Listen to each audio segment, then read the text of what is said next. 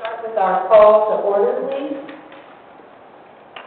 I'm sorry, our roll call.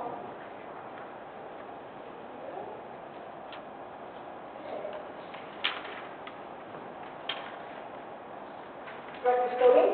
Here. Director Morrison? Here. Director Carlson? Here. Director Williams? Here. Director Aiken? And Holly, will you lead us in the pledge of allegiance?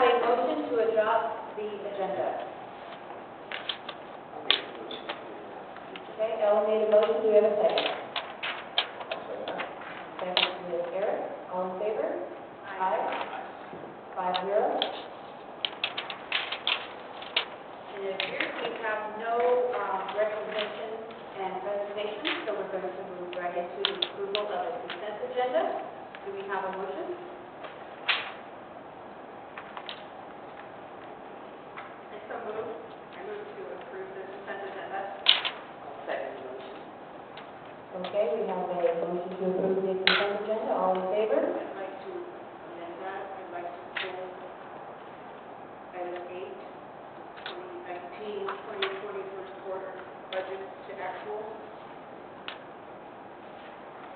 Okay, pulling item number 8. Amend that motion. I'm going to make with my motion. Okay, well, I think It's the board member wants to pull an item, so I think that we should have somebody else to do that. yeah, are you? I withdraw my motion. Okay, I move to approve consent agenda, including item 8. Okay, do we have a second? I will second that. All in favor? Aye. Ellie and Felicity, you're going to... Aye. Aye. 5-0.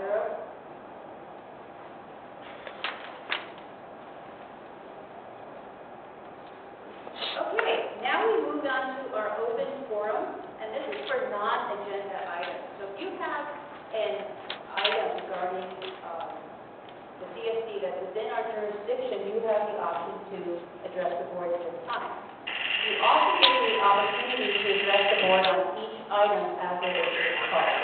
So do we have anybody who would like to speak to the board in open forum?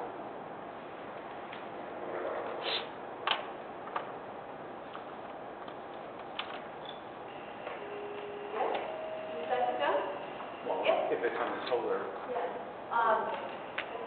Yeah, okay, yeah, we'll wait for the solar item. All right, so we don't have anyone addressing the board in open forum. We'll move on to our next item of business.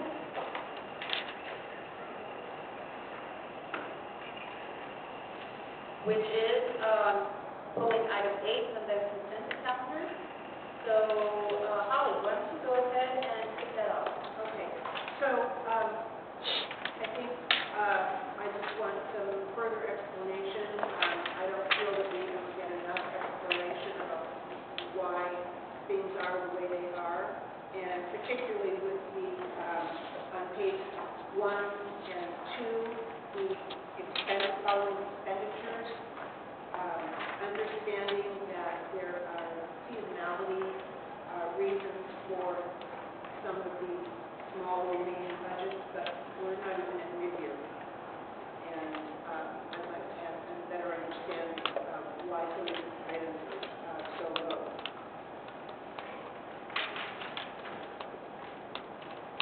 Are you talking about the revenue items? We're talking about page 1 of 2 at the bottom, starting with the, I'm sorry, can you hear me? Yes, can. Good. With the line item 5020, overtime, 40% remaining, and understanding we've gone through the summer, with all of our, our big programs, that would be low. As I said, we're not even in mid-year. CalPERS, 21% remaining, workers' comp, 9%, insurance, 3%. And just a better understanding of what is going to happen, what outstanding invoices do we have, and are we going to exceed those funds? As I explained in my board letter, the overtime is related to seasonality and some workload and vacation coverage. Yes. Okay. Can I say that that will come on the budget? No. Okay. And that's, again, because of spring events, Yes, and summer. Yes, summer, and we go through June. and also workload, and backup coverage. So are we under budgeted? Not revenue? No, that is one of the accounts that we reduced severely. So, yes. Understood. And then, So some of these are going to have to just be yearly. yes. And I would remind the board and everyone that the budget is really captured at the revenue level and at the expenditure level. So if you move around in these accounts, for example, if overtime is over, there's likely another account that's under, and so hopefully at the end, we're good. And that's where we're at right now. Okay. As far as CalPERS employers, we paid a lump sum, and that's why it's so high, which gave us a discount, yes. And then, So are we going to be under budget on that as well, as predict? yeah, we'll probably be at budget. Okay. Some of these things I can't really predict because of the timing of the report, but I'm giving you my best shot. Some of them are Insurance. severely diminished. Yeah. Insurance. That again is a place where we pay a lump sum. And that should be really the end of that. Okay. Okay? You have others? I'm wondering about the utilities. That looks better than we expected. Utilities are also seasonality with the pool and use of the facilities, things like that. And I think it's still a bit high, but we're working on it.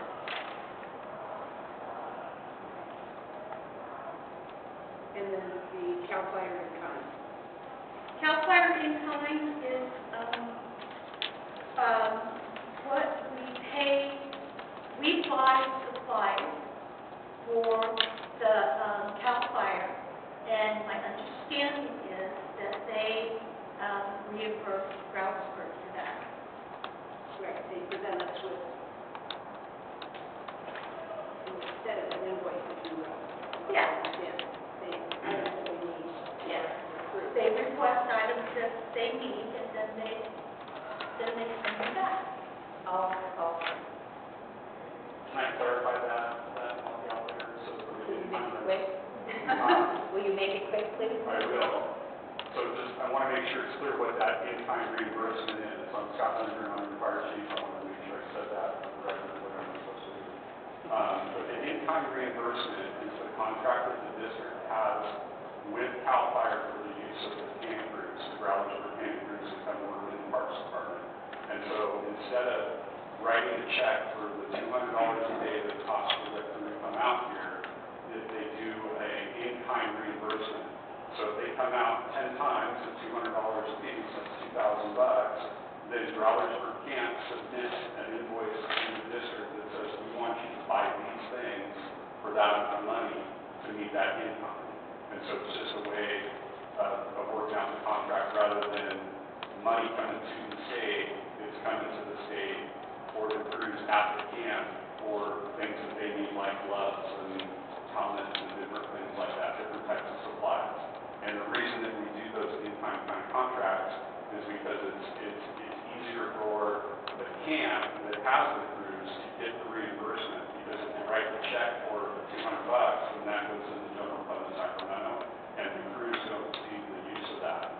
And then it also simplifies some things with purchasing. Like CAL FIRE state purchasing is very complicated, and it's easier for the district to just buy those things for us that we need. So it's all part of the contract, but I don't want that to get confused with the actual fire contract, because that's not a part of it. It's a separate contract between the district and CAL FIRE for the crews and growlers. Thank you. Thank you for the clarification. Okay, thank you. Any other comments from the board? We'll take it out for the public. Is there someone who'd like to speak on this agenda item? Okay, seeing none, we'll move on to the next item. You want to go ahead and go back to the... Oh, right. But if you're just receiving, we don't need to vote for you. It would not affect that calendar. Oh, yes, okay. Is there a motion to approve item 8? Motion to approve item 8. Okay, all in favor? Aye. 5-0. Okay, moving on to item 11, receive and discuss policy 410, not code of conduct, it's code of ethics, actually.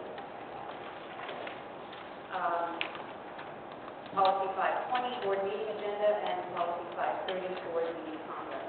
And this is something I brought forward. I just wanted to, the only time I get to talk to my fellow directors here as a group is here at our meeting. And this was also something that was touched upon in our CSBA conference that I attended. And so I just wanted to point out that many of the things that I brought up in that presentation last month are actually here in our policy. So what I wanted to do is I was just going to touch on a couple of items, allow my fellow board to give any comments, and then we'll take it out to public.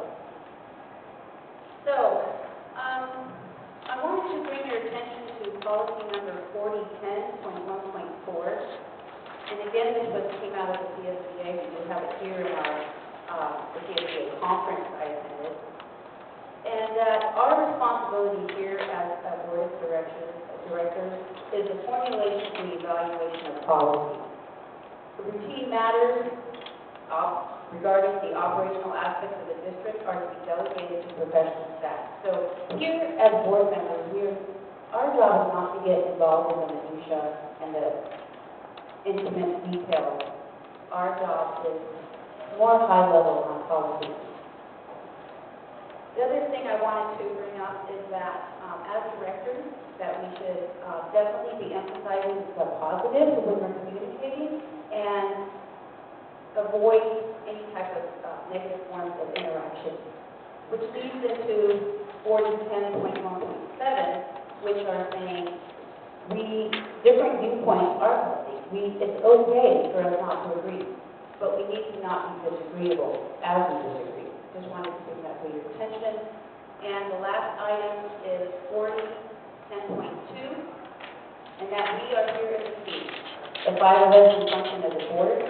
We operate as a board, and we are a team, and we work together. And I just wanted to bring that forward as another item that came out of that conference I went to. Let's see, then to bring your attention to policy 5030 on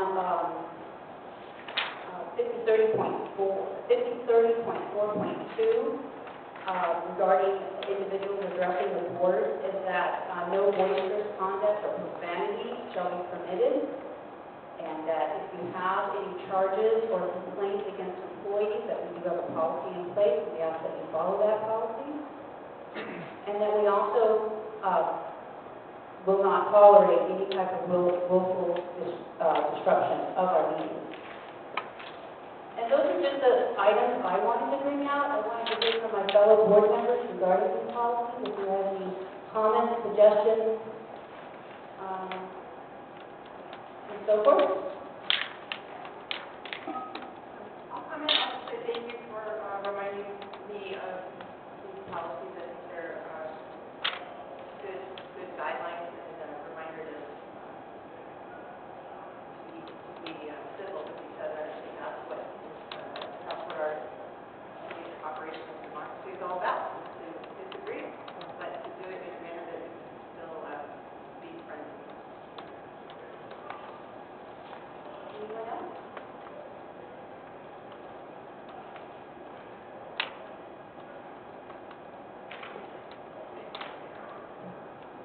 I was just going to say, it is our responsibility to be civil at all times to our fellow directors and to the committee.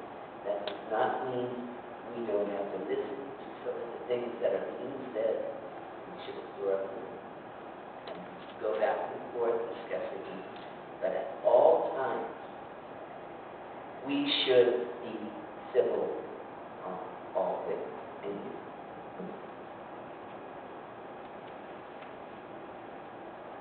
Any other comments from the board? Okay, take this item out to the public. Do we have any public comments on this item?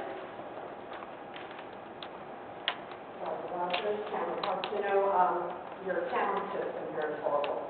You guys, yeah. Okay. I think it's really great you brought this up. I've heard it brought up many times over the years. I really hope to see that this is something that I witness, not only in board meetings, but in committee meetings, and I would like to also, that it has to roll over your staff. I've seen very unprofessional conduct by staff members and to board members, and I've seen very unprofessional conduct by the board to fellow board members. I've seen bullying. I've seen, in my opinion, banging up and not wanting to hear what one board member has to say, and that stands true for the public. So I'm going to remind you of this every time, that board members are not polite to each other, and board members are not polite to the public with their remarks and their facial expression and body language because they don't want to hear what the public has to say. Thank you for your comments. Anyone else like to address this issue? Great, thank you. We'll move on to the next item. I need to vote on it. This is just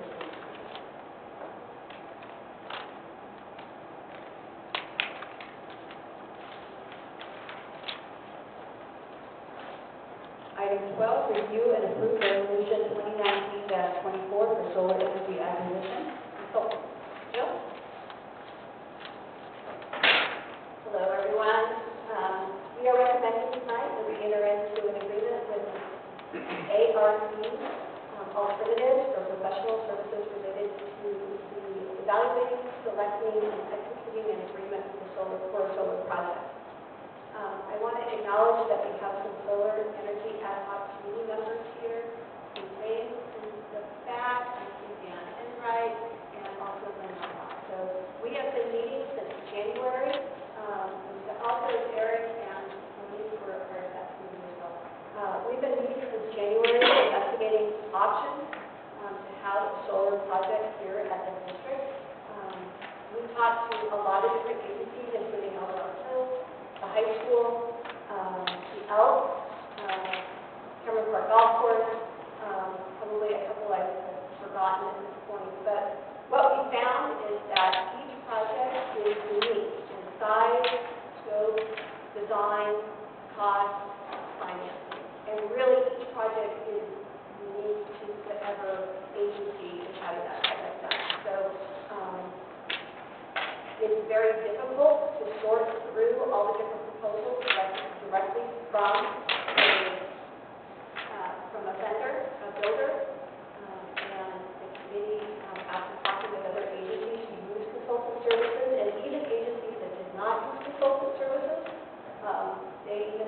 that they wish they had, and so we're putting forward recommending an agreement with ARC Alternatives, which provides us with that third-party, unbiased guidance in the selection process. The cost of the contract is just under $40,000 for these services. The board has put into the current budget $25,000 to cover the cost. We have identified a savings in our HVAC system maintenance.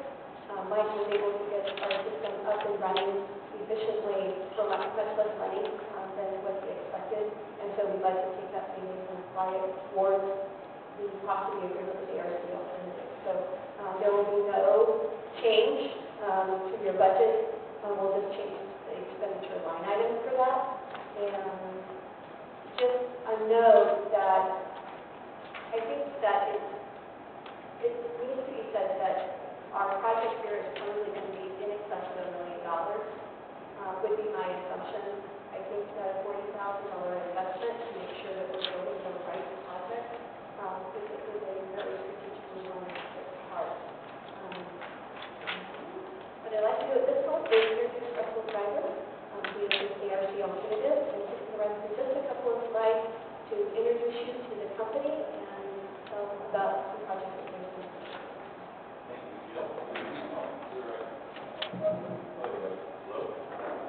You take it out if you want. Talk a little loud, you doing it? Is that better? Okay, thanks. Thanks for having me this evening. I'm Russell Driver, principal at ARC Alternatives, and I'll do the next slide for you. Great. I've only got 3 or 4 slides, so this won't take too long. Just wanted to introduce you to who we were, talk a little bit about our background, and give you a comfort level of who you're proposing to contract with. We formed the firm in 2014, these business partners, to serve the needs of local governments here in California, with an emphasis on sort of smaller clients and educational clients. We run the whole gamut of energy services, renewable energy, battery storage. Probably over half of our revenues from energy efficiency projects. We help a lot of our clients implement energy efficiency programs like lighting, HVAC, and those kinds of things. We are also involved in some fleet electrification issues and resiliency kinds of issues, which are a big topic of conversation these days. We have a lot of our clients asking us about backup power and those kinds of options as well. So we have a pretty broad experience across those sectors of the energy industry. Specific to solar PV, we do provide services across the whole life cycle of the solar project, and we've been doing so since about 2009. So that would be feasibility work, writing specifications, RFPs, and other bid documents, helping with procurement evaluation proposals, overseeing contractors, and ultimately managing the O&M and assets that are eventually put in place to do those kinds of services. In almost all cases with our clients, we tend to contract for one phase at a time to make sure that decision makers have those sort of gateway decision points along the way of the project. Our clients, a list of clients up there, and we'll get into that a little bit more. We have some local clients. We did help El Dorado Union High School District with the project they're currently installing. We work with the city of Lincoln and the Youth Community College District, Auburn Unified, sort of Placer Unified School District as well, in Auburn, and a number of other clients that I think share some similarities to your district.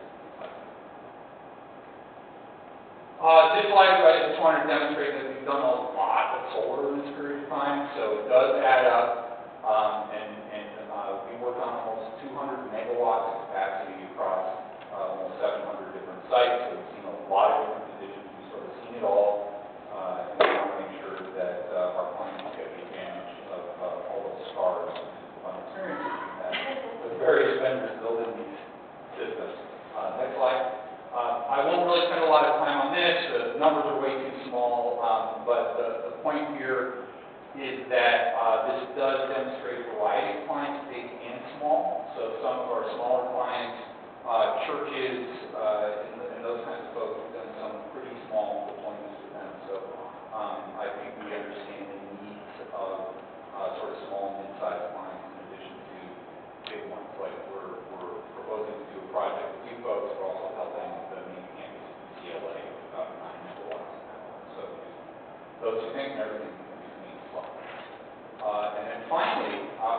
might be a good idea to just go over the kinds of things that we hear back from our clients that are, they're getting from hiring an independent third party to help them through these programs. Again, a reminder, we are an advisor.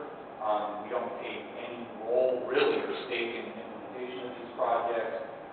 We try to sort of size our effort and scope based on your needs and the level of effort needed to get the job done, not based on how big or small the project is. So we're trying to align our services and our compensation model with your needs to make sure that all of our interests are aligned.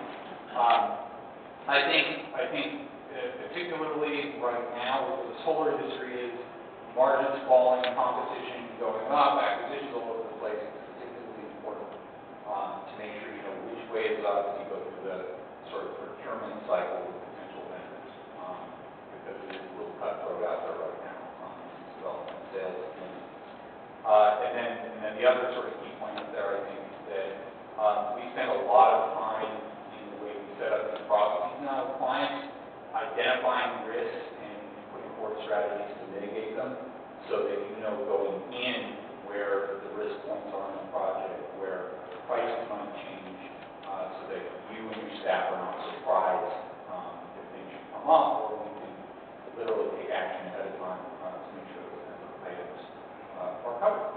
So we're here to sort of look out for your interests, not the vendors, to make sure that the project, from the get-go, is scoped correctly.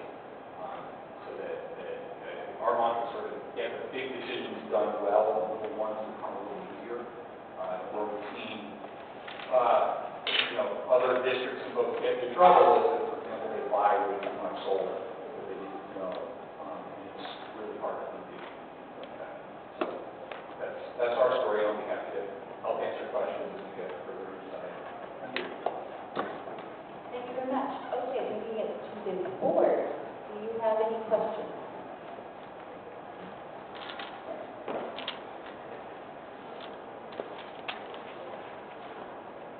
No questions from the board? Yes, certainly. Dan, did you have to? Oh, I'll bring it to the public next. Okay, no questions from the board. We open up for public comment.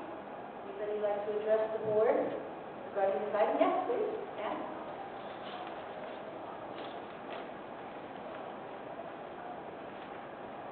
Ladies and gentlemen, members of the board, I'm here on behalf of our solar committee, and I am in favor of having an unbiased, experienced consultant work on the district's behalf.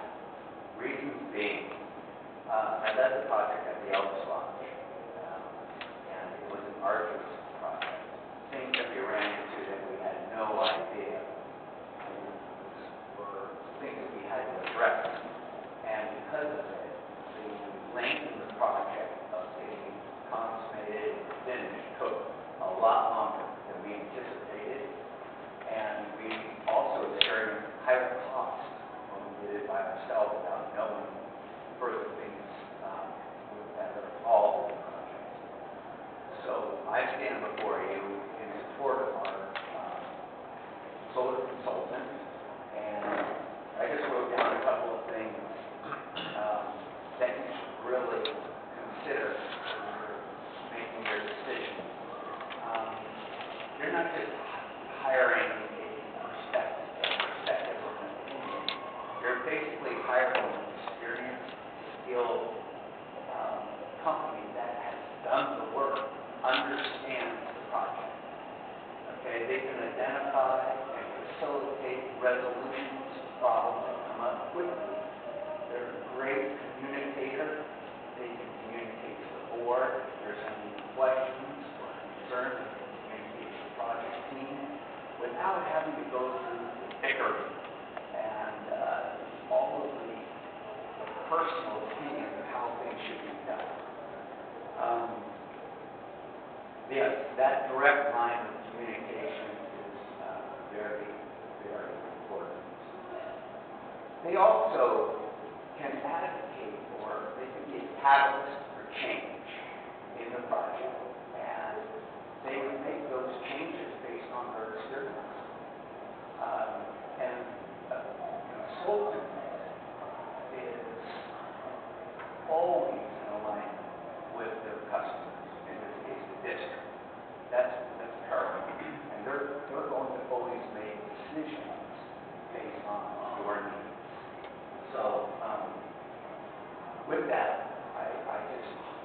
strongly recommend savings and getting a consultant to oversee the project and ensure that it's communicated correctly to the community. Thank you. Thank you very much. And do you have anyone else who'd like to be on the board? Speak on the topic? Yes, please. Come on up, Glenn. Hi, my name is Glenn Randall. Sounds weird. I do. I've got pleasure. My name is Glenn Randall. I'm also part of the committee, and I'm very, very happy to be able to participate in this process. I'm also very happy to live in a community who is that is interested in doing a project like this.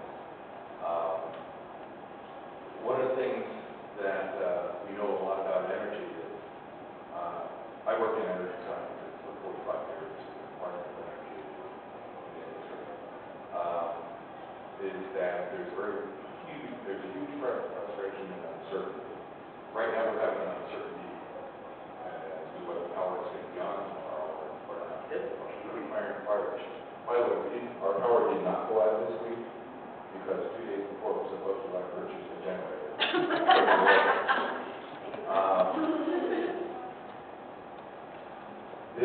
A project like this will always save money once the project is complete. And somewhere during the project, that savings will begin.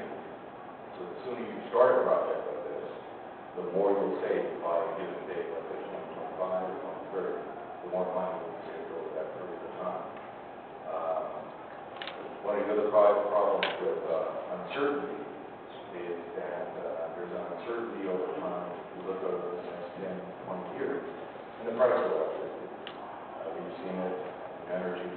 I've mapped it since 1978 and 1974. And the price of energy varies over a long period of time. Installing a system like this stabilizes that price. And actually, the value of the stability of the price of energy is a large fraction of the price itself in terms of the value to the consumer. So the sooner we do something like this, the better off we are. The other thing is this project will do two things. It will work on the supply side and install a long-term, low-cost way of making electricity. And it will also work on the demand side. And we all walked around the community from here to the lake and the fire stations, and we saw a lot of opportunities for money savings and efficiency, and improving efficiency, and purchasing things where you can make the hand holding we'll have with ARC is to help us make good decisions about when to and when to not purchase something that's more efficient. So overall, this is going to be a terrific opportunity for Cameron Park, and I'm sure we'll get to do it. Thank you very much. Do we have anyone else who'd like to address the board?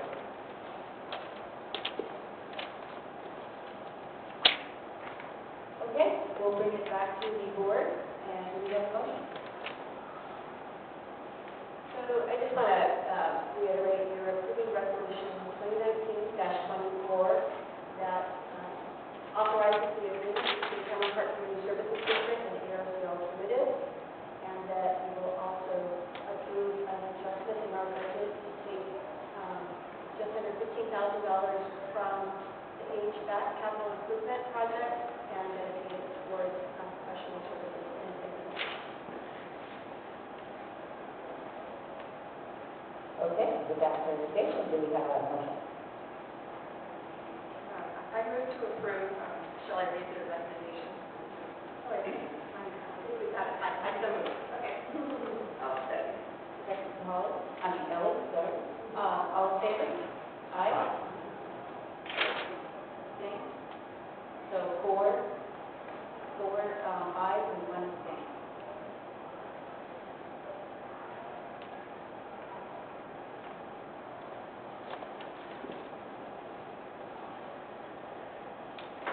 Okay, thank you. Moving on to our next item 13, a public hearing, second reading and approval of fire code ordinance number 2019.11.3,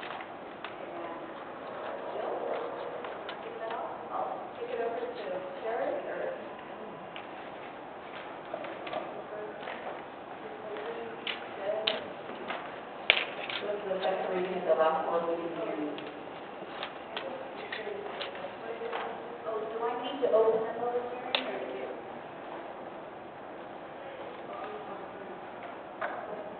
Okay, we are opening the public hearing. Sharing, comments, or explanation, please? It's really the last board meeting, the first reading of the fire code ordinance that, for the 3 years, and the FPO in the town of fire marshal and fire prevention officer from all districts, and they update the fire code ordinance for the county. So you had the first reading of the last board meeting, and it's here in front of you for the second reading and the adoption, so that we can send it off to Colorado County Board of Supervisors for the December hearing, and then it will become law on January 1st, 2020. Thank you. Any questions, comments from the board? Any comments from our audience, public hearing comments? So ordinance number 2019.11.20 is in the packet in the full ordinance that we're adopting. I might recommend when you receive a motion, you may want to say that we're waiving the full reading, introducing by title only, and waiving the full reading, so you don't have to read the whole thing. Do we have a motion? I'll move to approve agenda item number 13, fire code ordinance 2019.11.20. We've opened public hearing for the second reading, and we are waiving the reading of the entirety of the motion to approve. Okay. Second with Ellie, all in favor? Aye. Motion approved, adjourned. And we'll close the public hearing.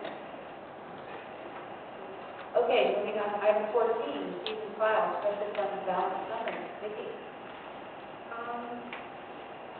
This is a report of the special fund balance summary that I have presented to the ad hoc committee as well as the budget admin committee. The finances of the district are structured so that we have a general fund that represents our annual operations, both revenues and expenditures. And then we have 31 additional special funds. Some of the funds are related to a special tax such as CC&R and LLAD, which must be tracked separately by state law. Other funds were established by past district staff, presumably at the direction of the general manager or board of directors. When I came on board, I had 4 priority lists that included budget, required past due financial reporting to the state and county, implementation of the deal, and strengthening personnel process. EDT complete with the county coordinated audit and forensic accounting. Completing 3 past due audits, and the last one completed during the summer of 2019. As CDT now is transitioning to department finance office staff, the true scope of the district finances came to my attention. Until recently, a few special funds were unknown to me, specifically the fire equipment replacement, scholarship, per capita grant, and promotional grant, and community service special districts.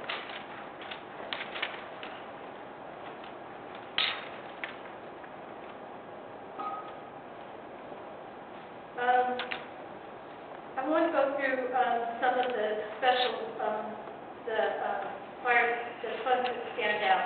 Fire training is funds that are generated with an agreement between CAL FIRE, the district, and Lake Tahoe Community College. We have to keep those revenues discrete because of the contract.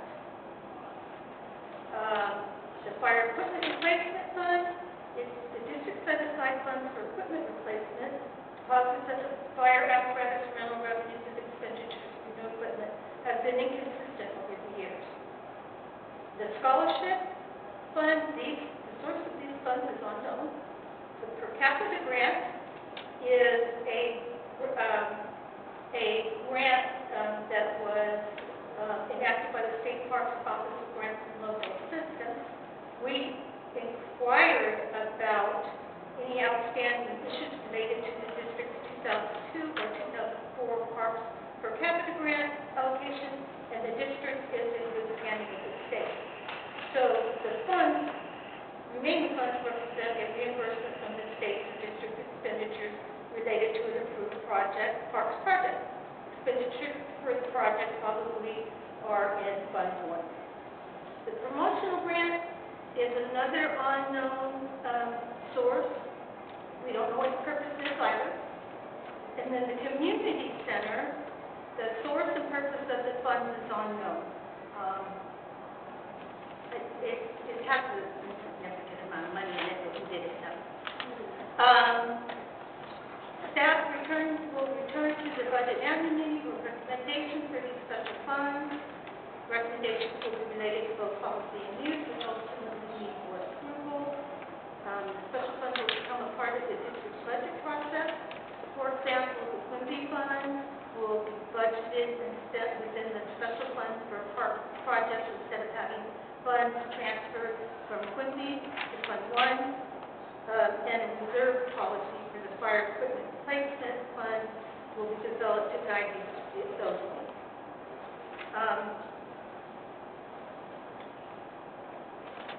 Some of these special funds provide a new source of revenue for needed projects.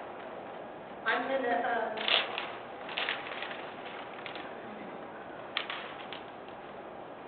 I'm not going to go through a great explanation of the fund balance on the worksheet. I think what I'll do is take questions and I'll try to answer them the best I can. So I have a question. When were these funds uncovered? When were they discovered? The audit was completed in the summer of 19, and ETD has been transferring the activities to me, including reconciliations and bank statements and the like, that to me as late as today. It's not up to date. No, I'm saying, sorry, I'm saying that the audit that helped me circle around my suspicions was done in the summer of 19. So in the summer of 19, sometime in the early fall is when I filed the funds. So I guess I don't understand that. ETD has been working on what, 15, 16, 16, 17, 18, 18, 19 audits. And No, the staff has been mostly doing the 18, 19 audit with help from BOD. okay. So we've known about some of these funds and have been asking about them for the last 2 years. And I don't understand how, especially the fire equipment fund, could not have been understood or wondered about, or how it wasn't designated separately. As I we moved this summer, why wasn't the board told when the funds were discovered?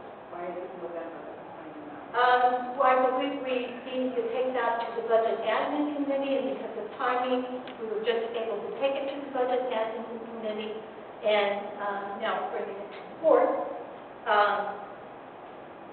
As far as knowing, I can tell you that I was not aware of any specific funds that were being held in a separate fund.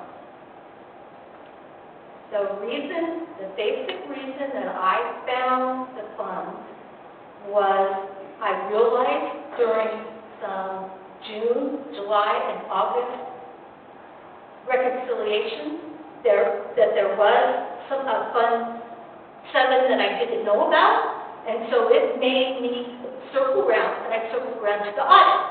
And the audit is on the very last page of the audit. And the audit was done in the summer of 2019.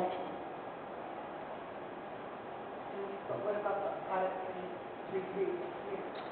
I think it's fair to say that the work at the district finance office was very compartmentalized. You had the VCs working on the accounting function. You had Vicki working on the budget function and the reporting function.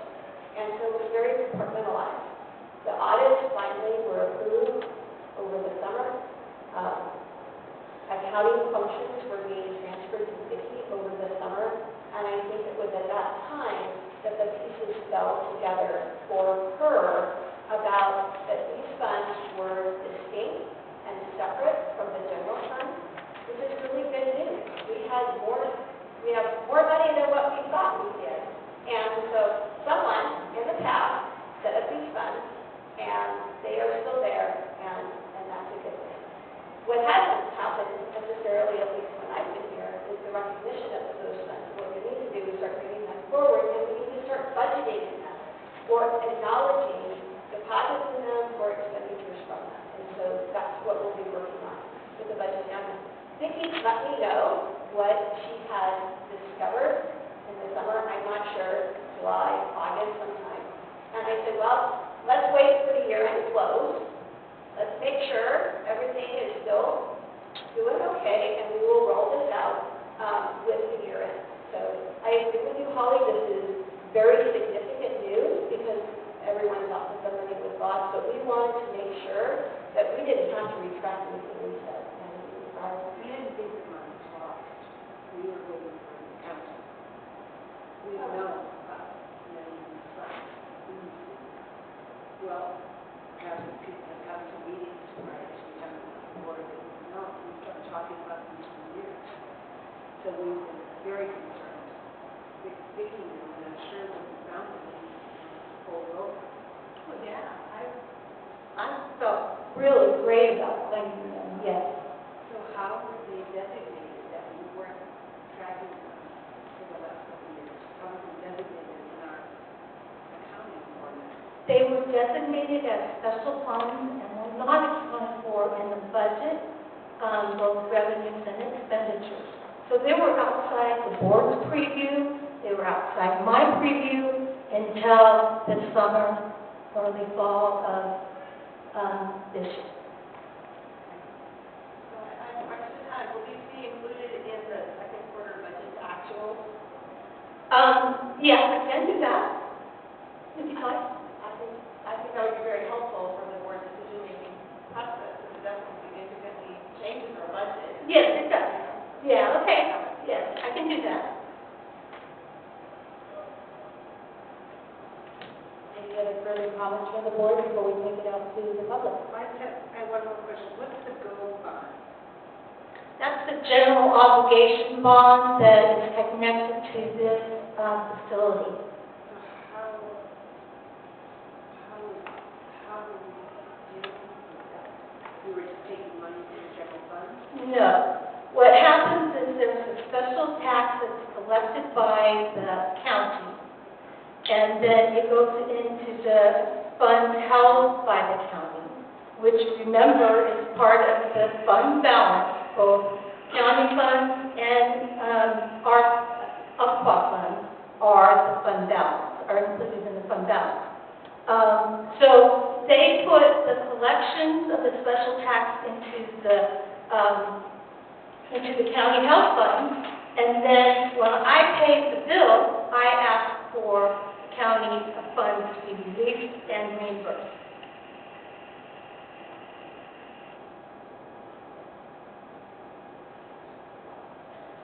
So, and I appreciate that next steps are that these funds, these accounts will be brought to the Budget and Admin Committee for decisions on use of funds and some of the policies that are going to be more from now going forward in the years.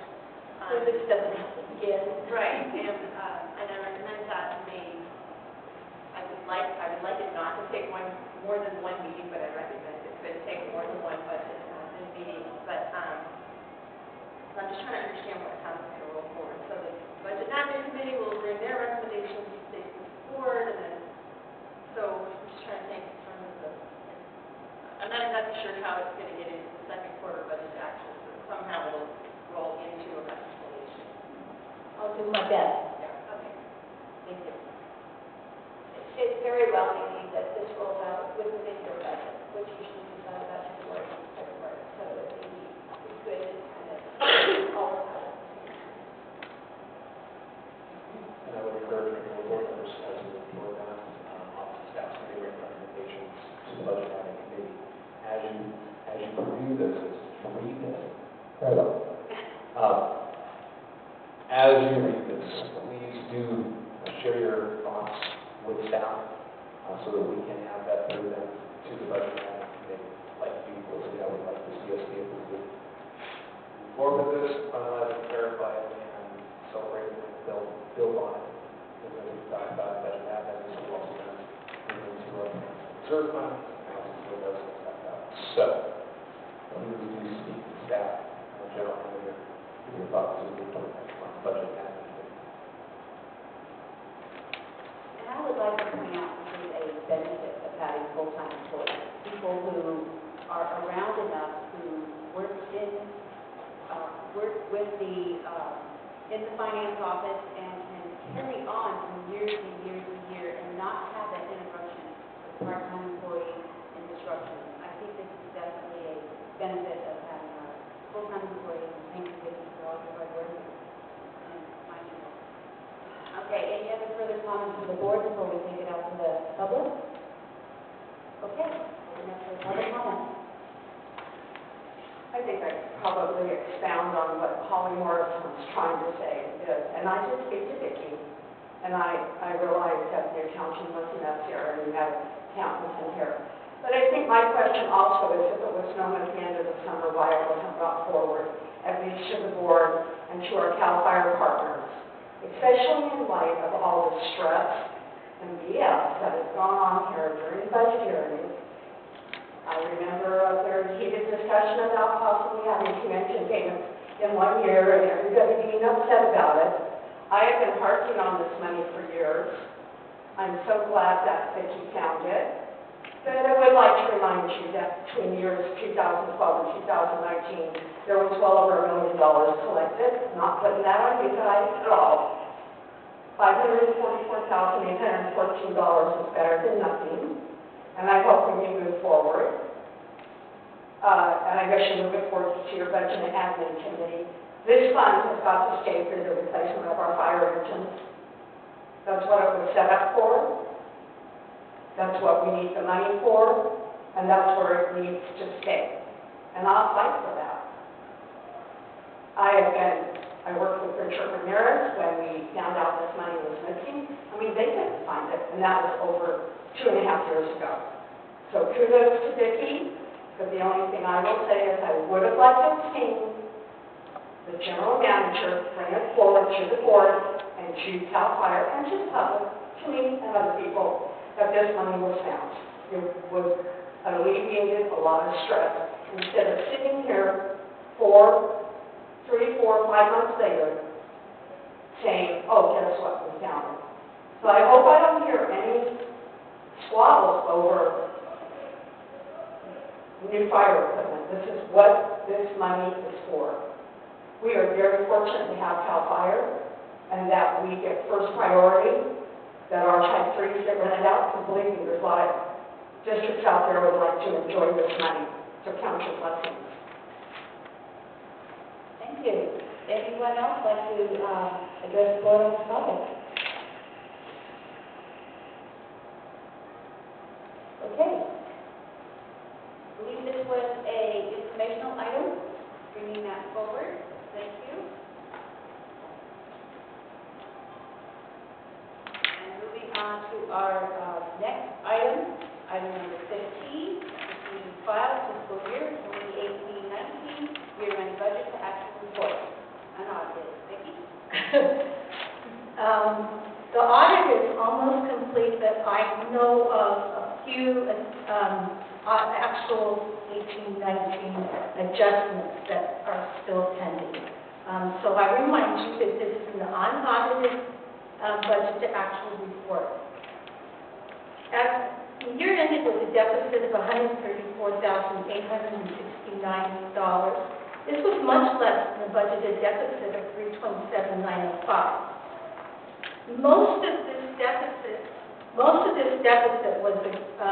a result of a negative revenue adjustment from fiscal years 2016-17. And since 2016-17 and 17-18 had been closed and audited, we were left with an adjustment to 18-19. Now, what this $113,000 did was it reduced our 18-19 property tax money. So if you look at the property tax money, if this adjustment had not been made, it would be $113,000 larger than is being reported. The Budget Management Committee has reviewed the year-end report and reported the item to the Board of Directors as information. Committee members expressed their appreciation about the reduced deficit and improvements made thus far in the budget. They also recognized that there was more work to be done, especially related to revenues, expenditures in the Recreation Department and Community Services. Community Center, sorry. I want to point out that even though the revenue line items appear to go up and down without rhyme or reason, the staff was working towards better tracking of the recreation and the facility use fees. But if you analyze these recreation and facility use revenues, the budget is, the revenues are $649,317. This is $92,197 over the budget. So recreation and facility fees came in over budget.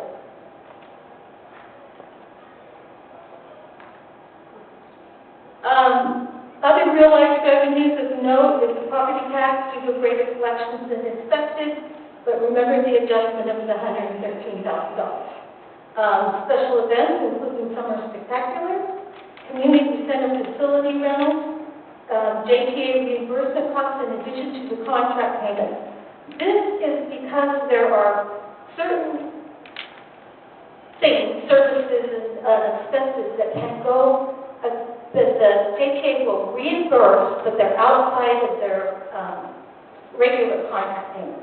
And I'm going to give you an example. Field charges. They will bill JTA for field charges related to certain services, and they will get a reimbursement. So that's why that reimbursement line item is high. Interest income increase. This is due to a banking strategy change. What we did is we opened a money market account, and this money market account earns a greater rate of interest than the actual past account interest. The money market earns 2.07%, while the account interest, the past account interest is 0.2%. Unrealized revenues of note are the park impact fees. This represents budget projects that have not been initiated. Weed abatement due to under-collection of costs and liens. Budgeted Quimby revenues and expenditures, which are realized in the restricted Quimby special fund and not in the general fund. So neither the expenditures nor the revenues will hit the general fund. It hits the Quimby special fund. And I'm working on a better system of budgeting this. I think the bringing forth the special funds budget as part of the budget process. It's going to make major inroads into this issue. Expenditures lower than the budget is note. CAL FIRE actual costs were $3,434,578, which is $129,591 less than what was budgeted. The full contract amount for the services was $3.787466. Okay? For special services, we're underspent due to the savings on janitorial and security services. Capital equipment expense due to incomplete projects. Capital equipment not purchased in this year. A lot of those budgets were rolled over into 1920. County administrative costs, it was past practice for the county, for us to budget for the county administration fee. But in practice, the county deducts the fee from the property tax transfer. So that accounts for that savings. Expenditures that are over budget of note are audit accounting costs due to 2 professional audits, a BOD training, and forensic accounting services, offsetting savings in the professional services. Salaries due to greater than expected use of year-round part-time staff, some savings in seasonal personnel. Utilities, gas and electric costs we've already talked about. Computer software, that account is overexpended due to RecTrack upgrades, Aviva, and Fire 89 phone system replacement. Additional board member compensations due to more special meetings than expected is also over budget.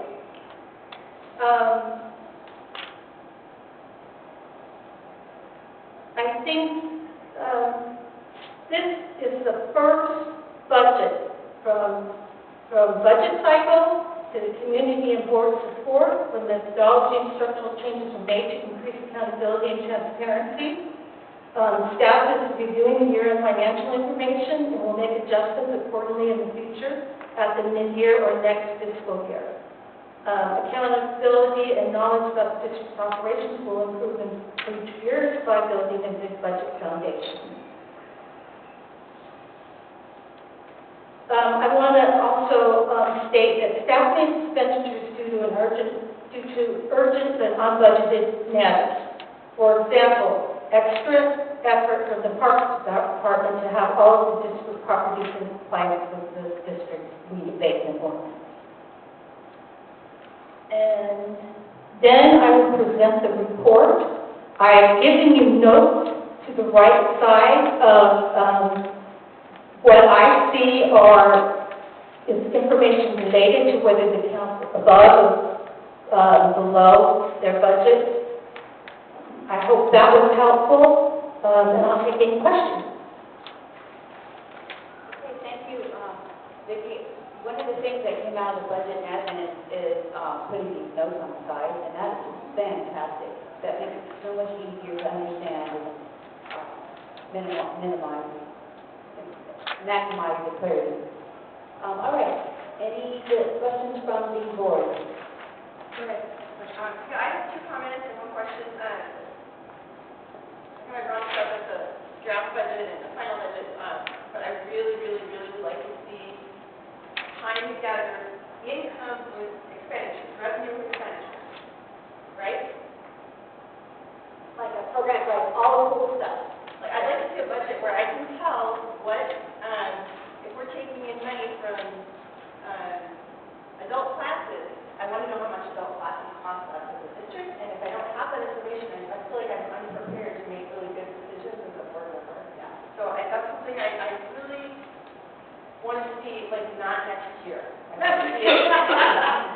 That'll be rolled forward, as we revise our recreation budget, so you're going to see that rolling forward in there. So we will continue to talk about that and how we can represent that in the budget. The struggle that we're going to have is budgets are done by line item functions. We buy 6 widgets and 4 squares and whatever that is. and budgets are not in it. And, all right, Let me help you. I studied cost accounting, and I know that We are setting up those reports in the, so that we will have a circle around pool costs, we'll have a circle around day count, revenues and expenditures, we'll have a circle around. So those reports are going to be, right, like day count, how much does the staff cost, how much does training cost for the staff, how much does supplies cost, that day count, how much did it portion out the use of our facilities, how much does that portion of that amount of time cost. And that'll help me, especially, I mean, I think it's really critical, we've got these really newly discovered special funds, maybe not newly discovered, but we've got these special funds that we need to make some big decisions on how to do. And I just feel like it's really hard for me to have a good basis to make a decision on what I've got, how we're spending our money. Right now, it's sort of just this gray staff, equipment area, and I can't tell what that's. So that's my first. Okay. Urgent request. And then another just thought I want to throw out there, my fellow board members of the committee, is I'd really like to see the budget process move up so that we have a finalized budget at the very beginning of the fiscal year, even ideally before the fiscal year starts, but at least at the very beginning. Right now, I think it's a month after the fiscal year starts. Really, that we take some years adjusting, but I it's uncomfortable for me to look to have a budget presented to me kind of after the year is already started. And then my question, unrealized revenues, no, there's weed abatement due to under collection of cost per lead. Can you please elaborate on that? the fire department, weed abatement, does weed abatement services. And if those weed abatement services need to be done by the fire department or a contractor to the fire department because the property owner won't do it, then there are costs to the fire department, weed abatement program.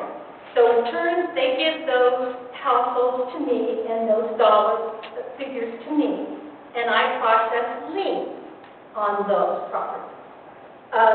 So what's happening is a lien doesn't necessarily have to be paid every year. It can stay on your tax bill for many years, as long as you don't sell, or there isn't any other kind of adjustment of your property. The state, the county, is their procedures require that they go to purchase in 5 years. But there are always incidental circumstances that may affect that. But they look towards a 5-year cycle. So we could carry these liens for 5 years without them being paid. And that's what we're seeing. And what was the scope of the amount approximately? I believe we had 35 to 40 in the first year, and then the second year we got 10. So property? No, dollars. 35,000, 40. There was right around $30,000 that was spent on contractors to provide weed abatement services. And we recovered about 10 of that in direct billing. Those that we didn't recover in direct billing, we then late. And so we have not, did we receive one lien payment? Yes, we did. We We received one lien lien that are outstanding.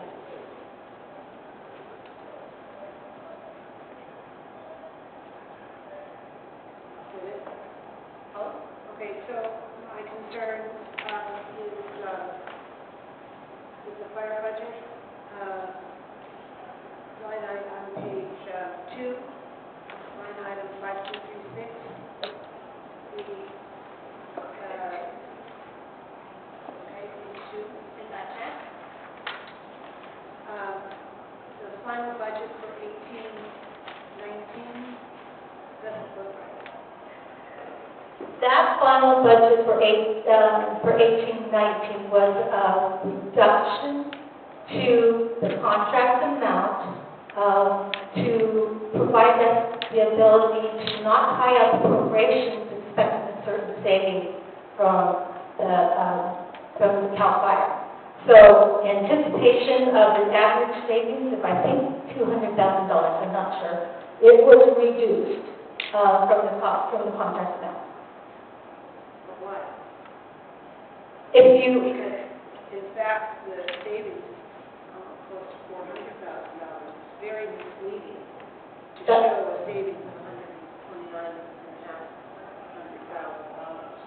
that's correct, but if you budgeted the full amount of the contract, you're finding enough appropriations where they could be used otherwise, given that you have trends that show that you have at least a $200,000 to $300,000 savings annually. But it's still, to me, the perception is how it's reported out to the public. It's the to me, purposeful slam and slant against fire departments because it's not reported out correctly to the exact amount of money that they've actually saved. It's actually almost 3 times that. So that's my problem. Board Member Meeting, Scott? Yes. Okay. I didn't know if you wanted me to wait till public comment or not, but again, I'm Scott Linder, I'm the fire chief for your fire department.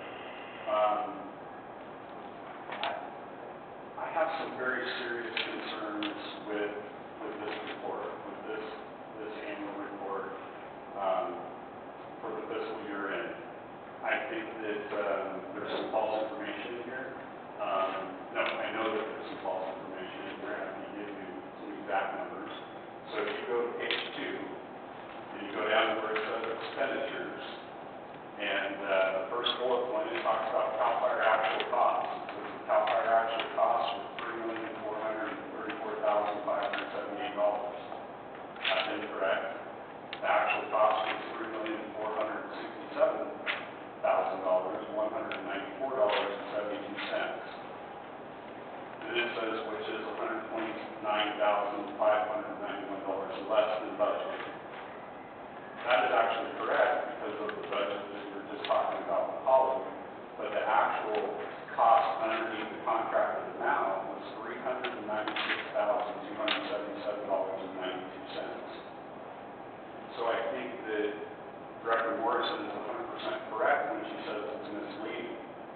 That is our contracted amount.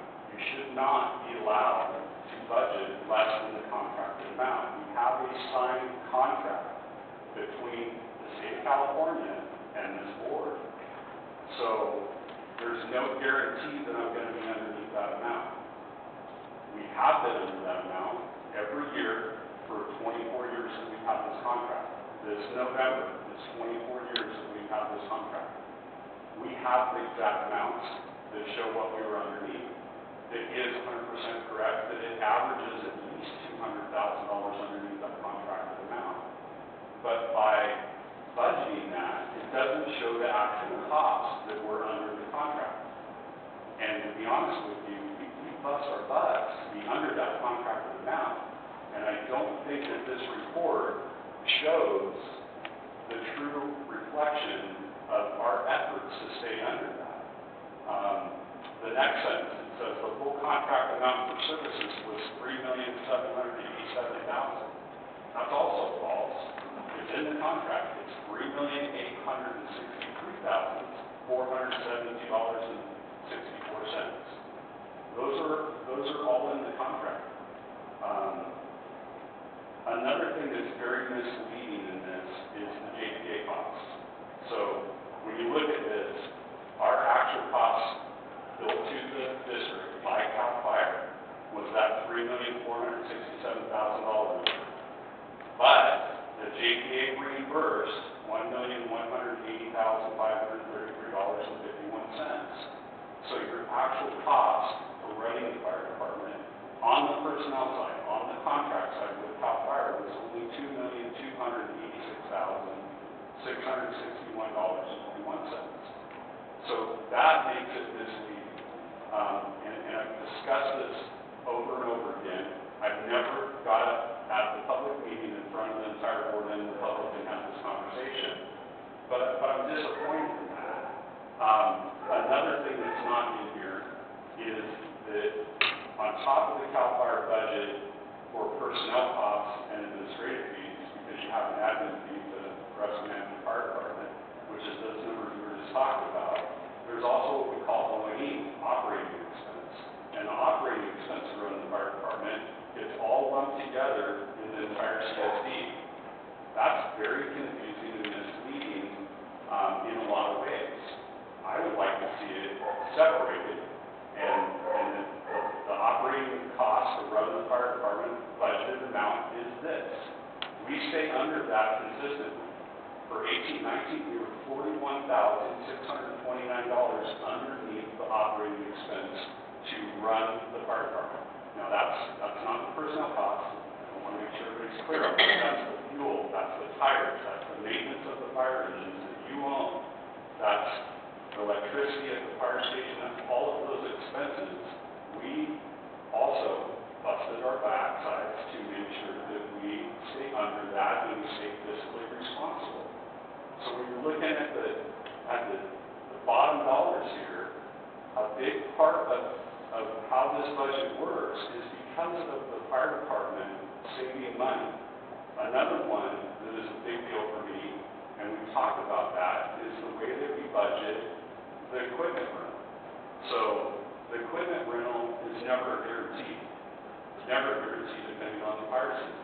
And that's CAL FIRE separately, me as the unit chief of CAL FIRE, renting your fire engines that you own from the CSD. And that money that comes in is astonishing. For 18-19, that was $108,643. Throughout the last few years, or the years of the contract, that budgeted amount that you're budgeting, that you think you're going to get on that, you're basing off of what's been coming in. But if we have a fire season and it rains and we don't have a lot of major fires, you're not going to have a lot of income, not too much to budget that. So to count on that money that way, that's deceiving also. So to me, that's a huge amount of money that comes in from renting that equipment from CAL FIRE. And that's huge, because that's general fund money that you can do whatever you want with. I understand there's been a lot of controversy over the years with the public and the board, and even the fire department recommending that money should go back into the equipment replacement fund, which is what we just talked about a little bit ago, and I won't get into that, but it should go back in there to buy new fire engines, right? And that's a very smart way to budget. But you as the board gets to make that decision. That's your money, that's general fund money, because that's coming in from the rental of your fire engines, right? So I fully understand that. But without that rental money, without the money that CAL FIRE saves off of the O&E costs, and without the money that CAL FIRE saves off of the contracted costs of running the fire department, we're going to see a TV right now. And it's just the way that the report comes across, it doesn't give credit where credit's due. And I'm not trying to stand up here and say that the whole reason that everything is great is because of the fire department. I just don't want the numbers to be incorrect, and I don't want to be deceived. And I think that there is some intention to do that in the way that the budget is presented and the way that this report comes across. And I just want that to be known. It's disappointing to me that we constantly have that conversation, not here in public, not with the full board, but those numbers keep just getting modified. They're clear numbers, they're in the contract. It's simple.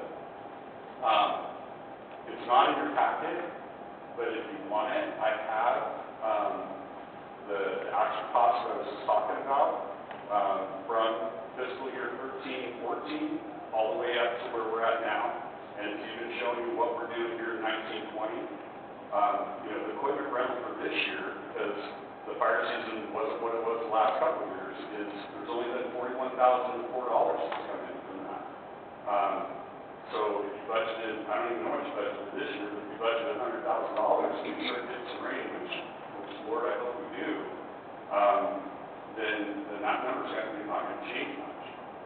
So I have these. If I can give them to you, I'd like to give them to you. If not, then I'll work with Jill to get it in the next board packet. You're the board president, however you want to do it. Did you give it to Jill? For the next board packet, or do you want it now? Jill, to Jill now. Okay. I'm sorry, is that no? Yes. Thank you, Scott, for those comments. I'd like to respond to that. We have been hearing about this a lot, that our own fire department, Hancock Fire Department, is not happy with the way the budget was presented. And I understand here what we're looking at that I think is drawing concern is that all of our functions, all of our departments are rolled into this, which is appropriate if this is the type of budget that we're looking for. I think that we should probably get with the fire department, figure out a way that they are comfortable with the way the budget is presented. Because I think that both the fire department and our own financial department are correct. Those numbers need to match up. Mary agreed with, it could be something about rolling over the fiscal year boundary, and we need to put this behind us, put it in a manner in which our Hancock Park Fire Department is happy with the numbers. I think that's something that we can do, and I think we can send staff off to do that, and we won't have to have this conversation of, this is placed here and there. Perhaps if we need to submit a separate fire department budget, given that it is, a very large percentage of our budget, that perhaps that's appropriate at this time. Those are my comments.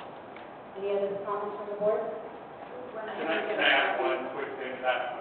You're our fire department, you're our staff. That was a very good comment that you had, and I really appreciate that. The fire department, everybody knows this, the fire department is the biggest part of your budget, and it has been since 1968. There's no doubt there.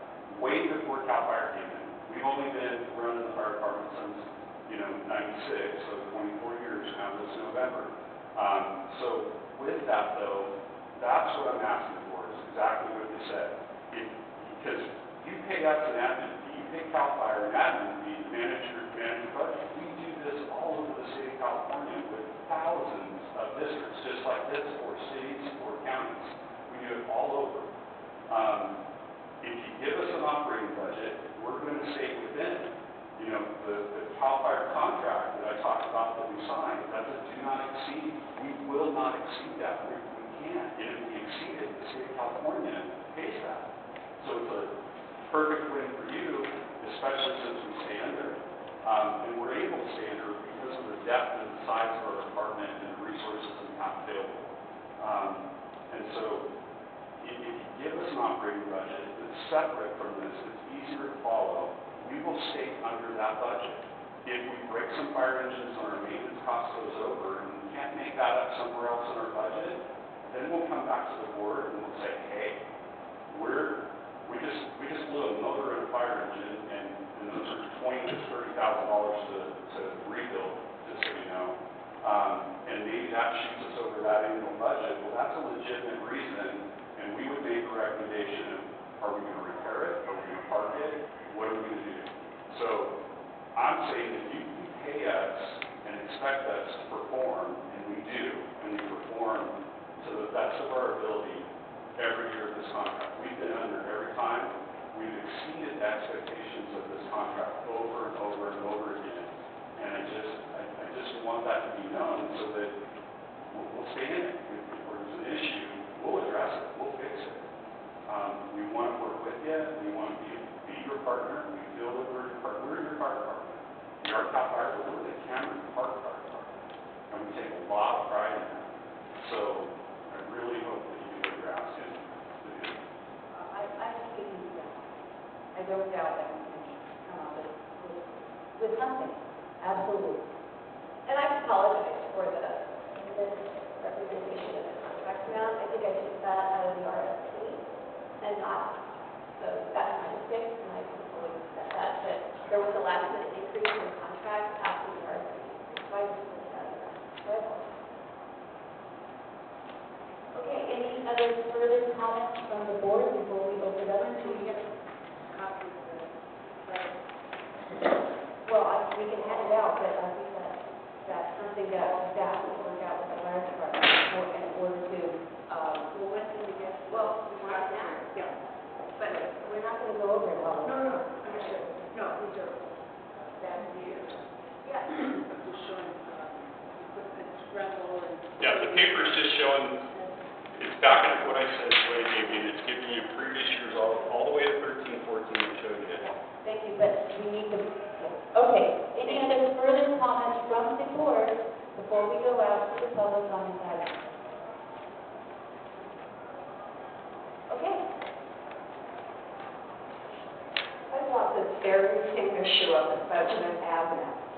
This very same issue, and I got kicked to the curb. Thank you, Chief, they listened to you.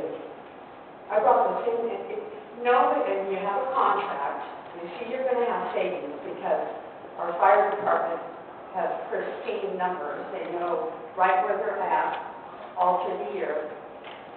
To use the fire savings money to balance your budget, you got to tell the truth to people, and that's what's not going on here. And that's what I want. That's why I come to these meetings, and I'm a thorn in some of the administrations we're in, and I'm going to continue to be the thorn. Never have I seen a $3.8 million contract get lowered in the middle of the year to 3.5, and then to show savings of $129,000, when, as the chief said, the savings were close to $400,000. And I did bring this up to you guys, Eric, Monique, Jill, and Vicki. And then Jill, you sit there and say, you made the error because she's up to something else. That's not true. That's not true. It's not true. You're not being transparent. I mean, every year, the fire department comes under budget. I've been coming here 15 years. And every year, the money helps save the CSD. And that's fine, it's your money. But because of all the barbs and accusations and drama created by the RFP last year, that continued through the year this year with things on social media with County Fire out there and Measure B about, oh, you could have had us for this amount. It's important for the people of this community to know how much under budget our fire partners are. This was not a mistake. It was a deliberate action, in my opinion, a deliberate action. Because, like I said, I was kicked to the curb and ignored the budget management meeting. And I'm tired of it. And what do I have to do? I don't like coming here and meeting like this. But the truth needs to be told. The other board members don't know because you guys keep everything in your little committees. Secrets. Thank you for your comments. Anyone else like to address this issue? Okay, I believe this was an informational item. And so moving on to the next item is item 16, review and approve efficient meeting policies and agenda changes. Jill and Vicki.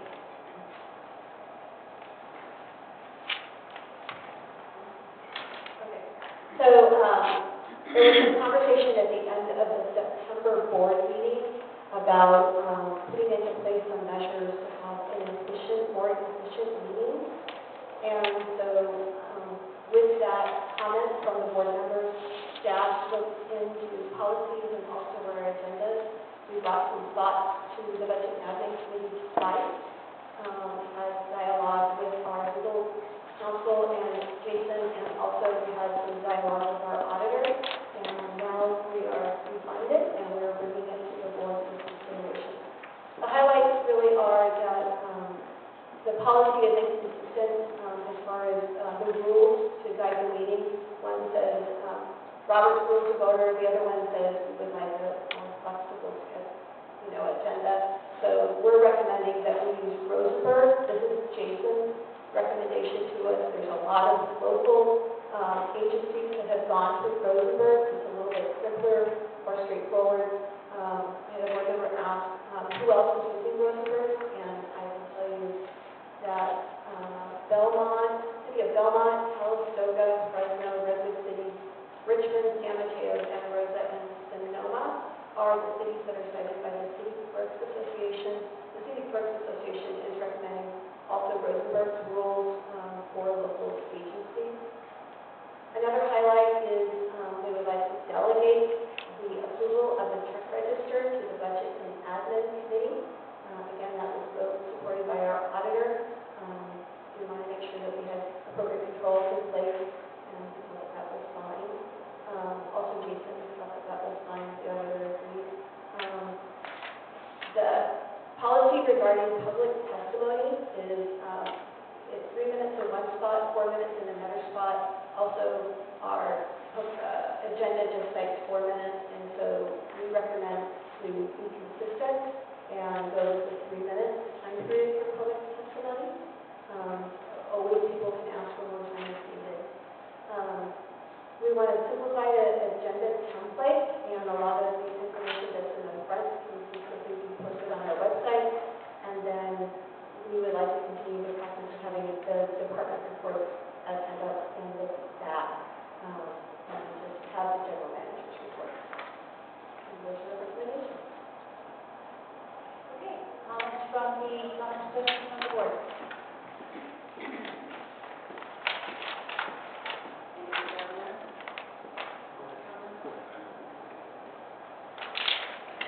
It's the ongoing dumbing down of our CSD Board of Directors and our ability to manage our meetings as opposed to the general manager managing our meetings. Why would we go down to 3 minutes as opposed to raising everything up to 4 minutes?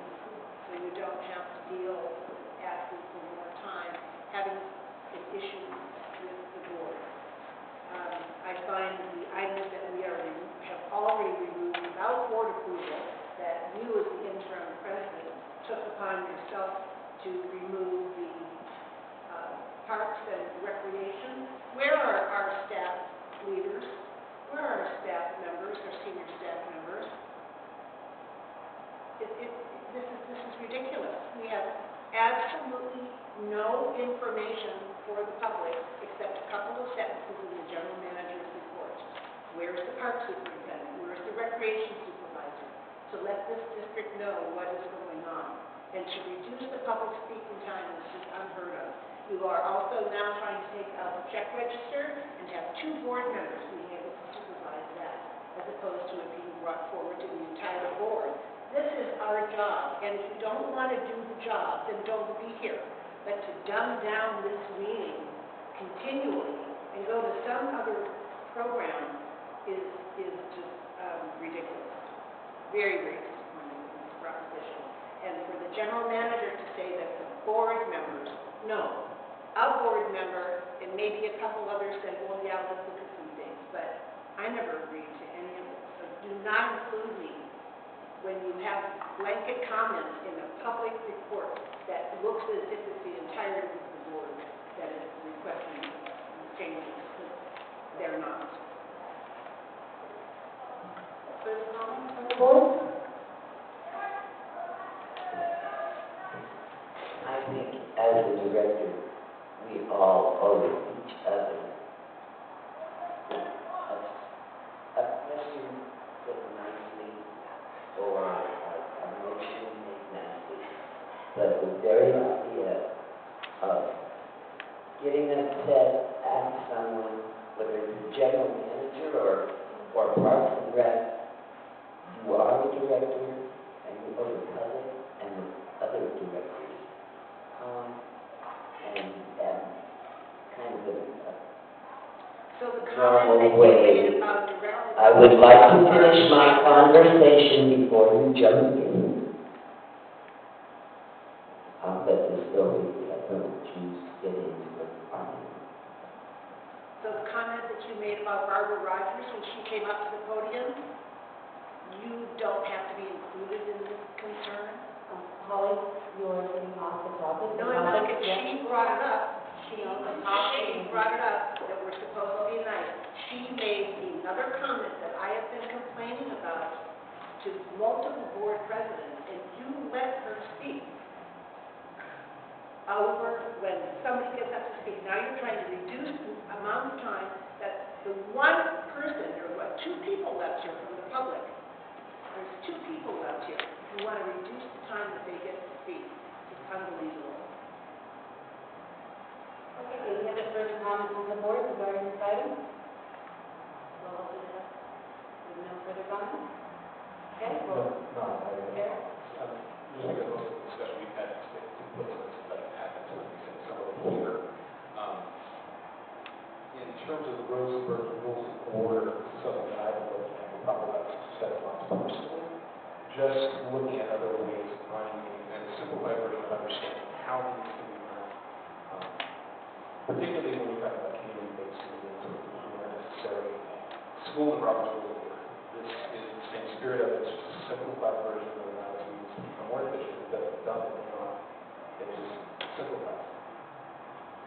It is used by a number of different agencies, and it takes what I think a large document and turns it into an 11-page document that's used a number of places across the state. I don't, in reading through it a number of times, I find it sufficient and helpful. I'm still reading, because it's still long, I think I have to work at it to get it down. But it simplifies things, and I'm thinking not just of myself, but of future boards. But we'll have an easier time, I think, stepping into the role, being able to that facility. So as far as Rosenberg's rules, I've been looking at it for a number of months, and they're comfortable with the recommendation for that's all right. Any further comments from the board? Okay, let's take it out to public comment. You know, I really expect every board member to comment on the issues, whether it's this, budget, or whatnot. It's very sad. Everybody just sits there silent. I don't get it.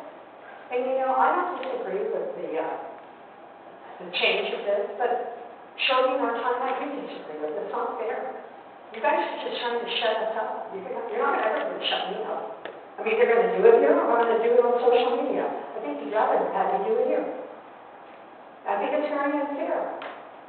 And it's just, you know, well, you come on board and you're changing everything the way you think it ought to be. And everybody just sits here and goes, well, yeah, we're just going to go along with it. You know, I mean, what are you trying to do? I mean, I'm the only citizen here tonight other, well, you know, I should get an award for putting up with coming here 15 years and being involved, because I agree with a lot of things here. But when I disagree, I expect to be listened to, and I never listen to it. I am not listening to you, I'm not taken seriously. And they're making a big mistake not doing that. Because I've held back from going out and just doing a smear campaign on what goes on here. I mean, this is ridiculous. The disrespect I see by certain board members to other board members. It's got to stop. And all of you guys need to say something. I don't know what you're doing here. I don't know. I've never seen. I don't know if there's something in the water in Cameron Park, but this is, if I closed my eyes, I would think that we still have Mary Cato, and that in some instances, Greg Stanton, Amy Blackman, and Scott McNeil. And that is not a compliment to any of you guys. Thank you very much. Any further comments from the public?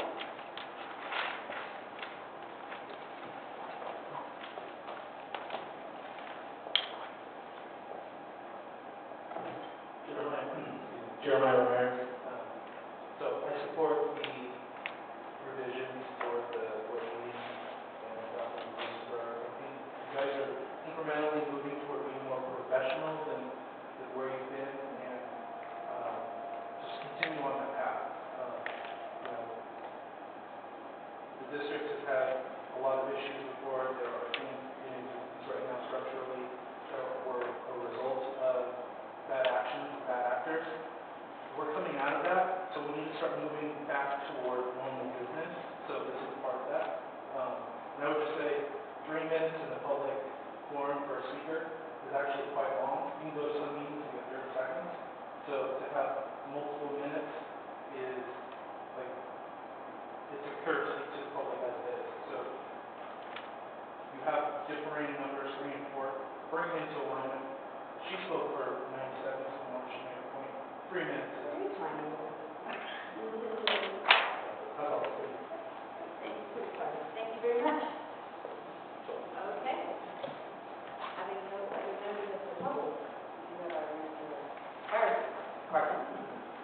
We'll bring it back to the board, and do we have a motion? Yeah, I move to approve leadership meeting policies and agenda changes.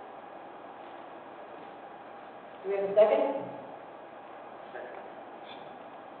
All in favor? Aye. Molly? You say opposed? Opposed? Opposed? No. Opposed. Okay, so that's 4-1.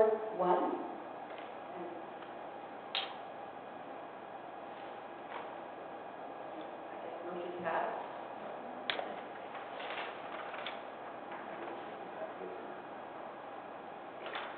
Okay, moving on to item number 17, general matters to and from. I do have a couple, but I'll let everyone else go first. We'll start at the end there. Eric?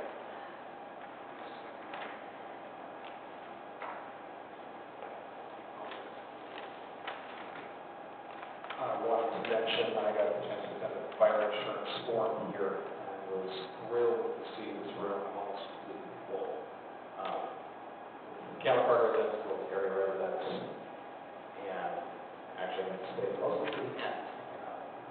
I'm not sure that there was anything that came out of it in terms of any action, but we're hopeful, right?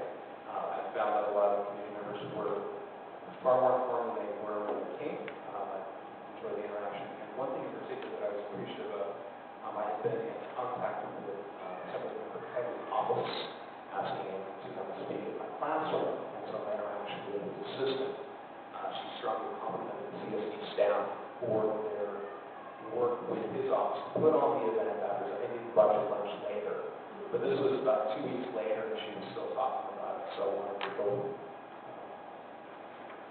celebrate the event happening here in our place, as well as their staff doing such a good job, bringing them in, accommodating them, and hosting our area. So, well done. Okay. Ellie, any matters to and from? Not really, other than tomorrow night's semester. And I believe that's also with the chamber. Yes. The ambassadors will be together. So I think that will be kind of nice to do. And in fact, all of you have a brochure at your table. That is the brochure that we are distributing tomorrow for the mixer. That was at no cost to the district. So the mixer, what's happening with the mixer is that Joe's Coffee and Deli is doing the catering and the food. Simon Dan and Chris did the brochure and printed it, and we're hosting it and doing the room setup. So this is a nice brochure that will carry forward when we go to rent a place. Cool. Felicity, matters from? Yeah, I'm sorry that the members of the public were part of the solar committee last, but I sincerely thank the people who participated in the solar committee for working on that so hard, so long. I know that NBC, which is a highly respected nonprofit, advises governments really recommend looking at solar as a big cost savings. Having been a consultant myself, I know that there's, when you're a consultant, you do work on the same thing over and over again at different locations, and you can pick up a lot of expertise, and there's a lot of value in that. So I'm glad to have had that. I recently got to attend a Seroptimist Club meeting at the golf club. That was a lot of fun. It was a very well-organized meeting. I'm thinking there could be potential future board candidates there. We ran a good meeting. I just wanted to know what the status of the nomadic shelter discussion is. It did meet with them. It was after I wrote my January report, so I would have included it. But yes, it did meet with them. And what I'll do is I'll give you a call to tell you what we talked about. Good. Thank you. Paul? So I wanted to give an update on the renaming of Hacienda Park, Paul J. Ryan Memorial Park. I've been working with Mike Grassley. I fully expected staff to be here tonight as per usual, but that's being done down as well. I'm just so disappointed in this whole procedure. Mike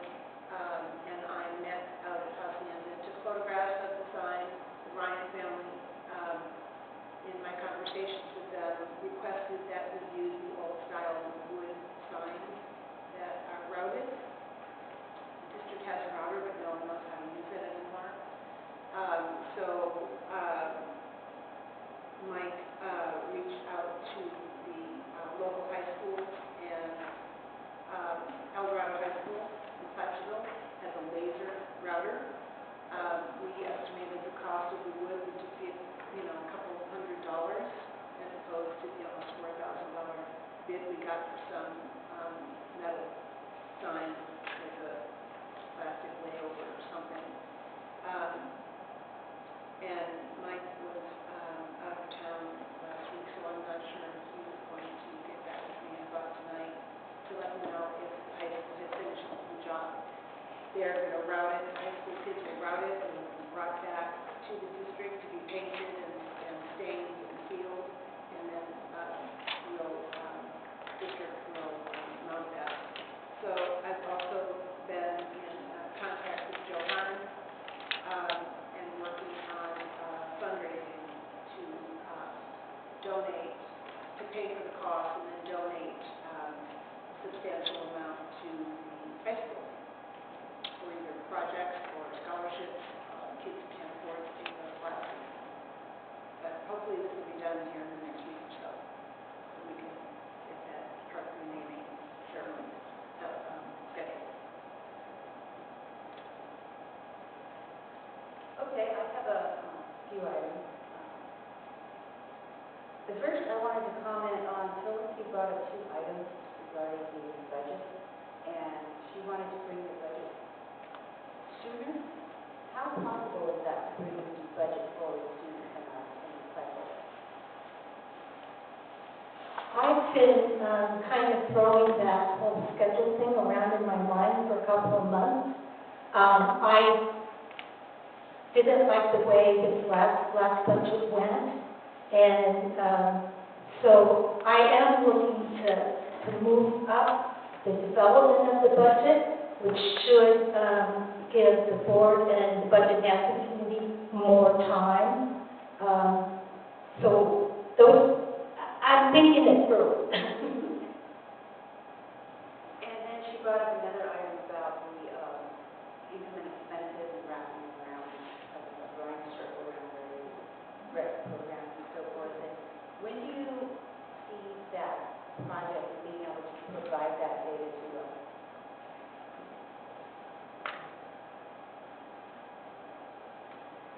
Right now, our VILA system is set up to budget by department. So you're budgeting by function. So it's the recreation department, it's the community center, it's the parks, it's the fire department, and it's like that. So it's set up by department. The departments roll into all the financials in the district budget. I'm looking up that, sorry, I apologize. So that's the way the VILA system is set up traditionally, the way that the district has budgeted. And that's pretty traditional for most agencies. They budget by function, not necessarily by program.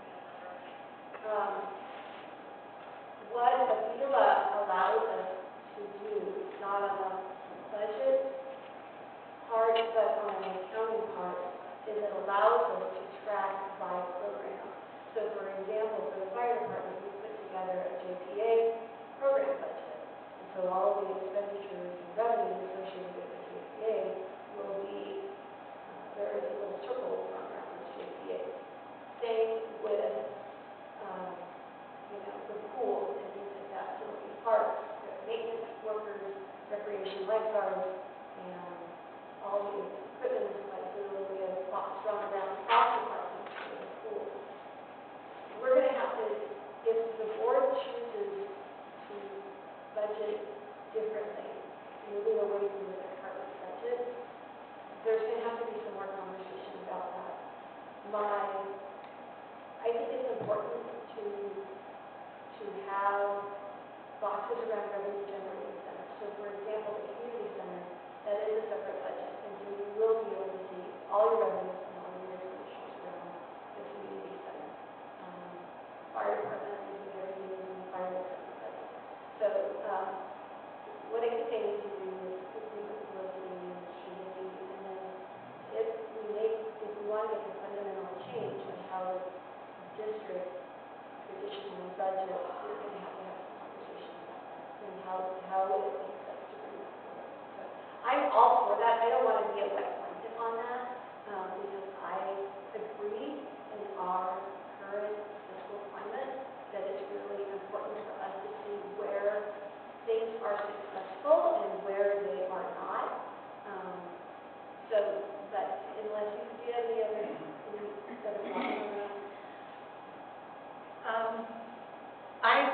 Jill, the general practice is to budget by function how we have done it. There is cost accounting methodologies where you can develop program budgets underneath for example, the recreation department. So you will see what the program expects to budget for, and you'll see what it expects to for costs and revenues. And then all of that program budget would roll up to the recreation functional budget. So there are several ways that we could go about this.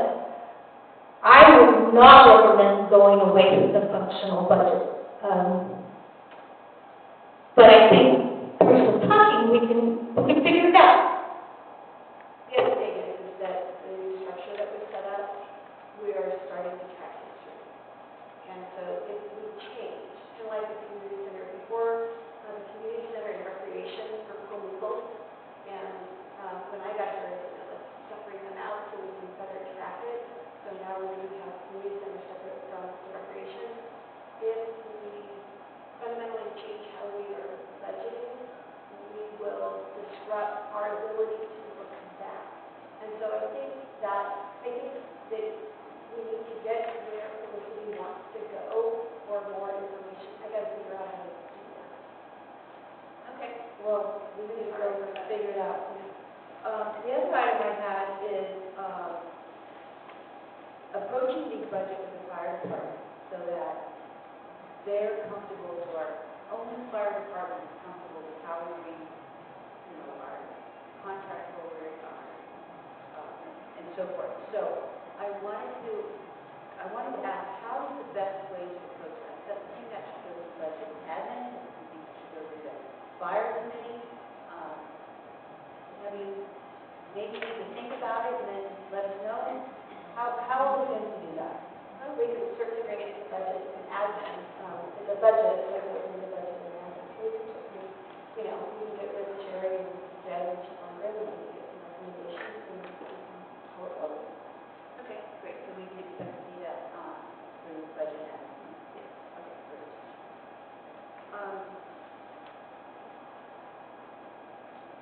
I also wanted to tell you, I really appreciate you putting in our general matters to and from the various training and meeting meetings.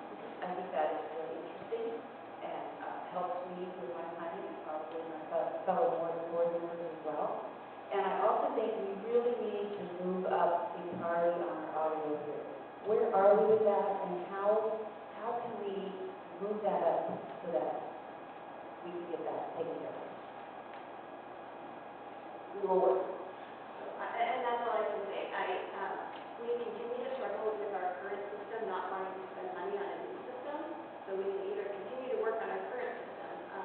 The gentleman that was helping us set up tonight was sent us a mess of cables back there. So,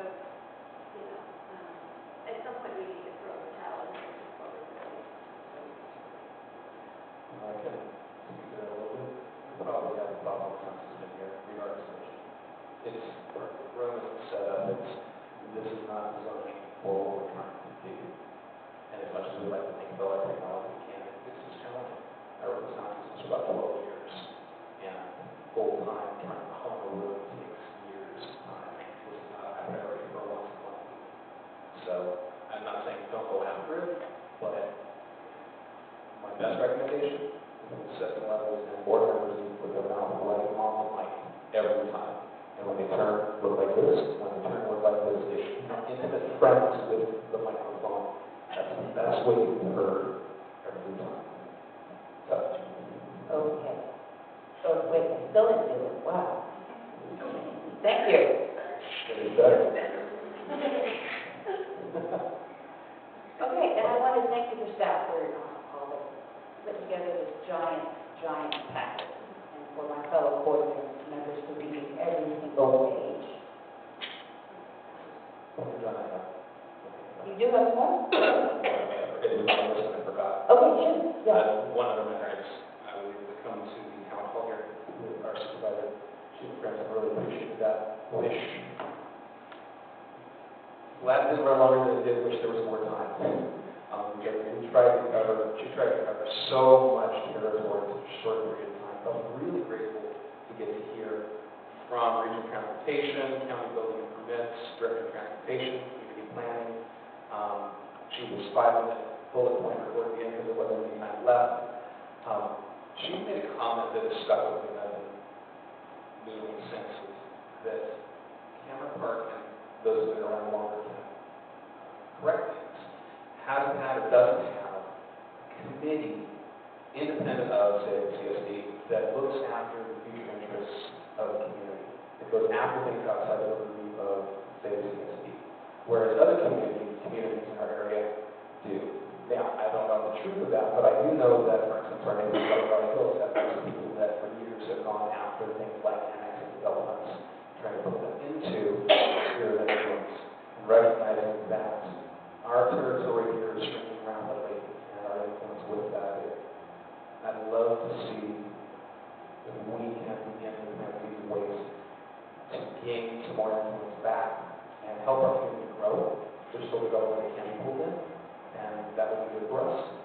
But I'd love, whether it's here or whether it's people who know the community, I'd love to see that kind of beacon so that we have more, say, influence in how this area is developed. I subscribe to the email now that comes out regularly for development projects that are happening, and that just keeps you in time with what's being proposed, what's happening. So for folks who are complaining about the Basket Road development, other things, those have been in the plans for so many years. There's nothing to be said or done about that. But when you catch things earlier in the process, you can't have it. So, just one. Do you have an idea how we go forward with that? I don't yet. That's the thing. I'm noodling on it because that's a big nut to crack.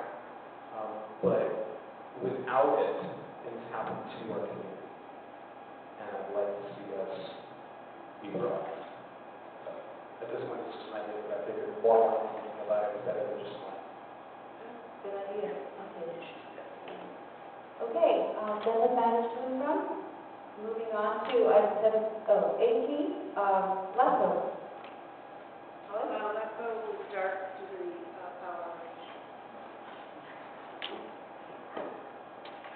Okay, moving on to committee reports, starting with budget and admin.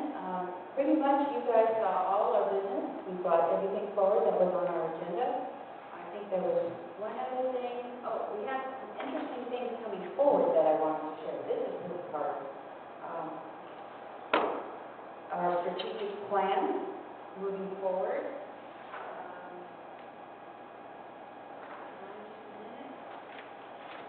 Everything on our strategic plan, looking at a reserve policy, you saw that we have some seed money, we'll be getting back to you on that. A 5-year budget projection, which is exciting. Hopefully that will be moving forward on our agenda soon. And looking, we're always looking at various fees. So pretty much that was our agenda. You guys lived it. Okay, next committee. Ellie? There's not a thing. The latest thing that's come across my path is something on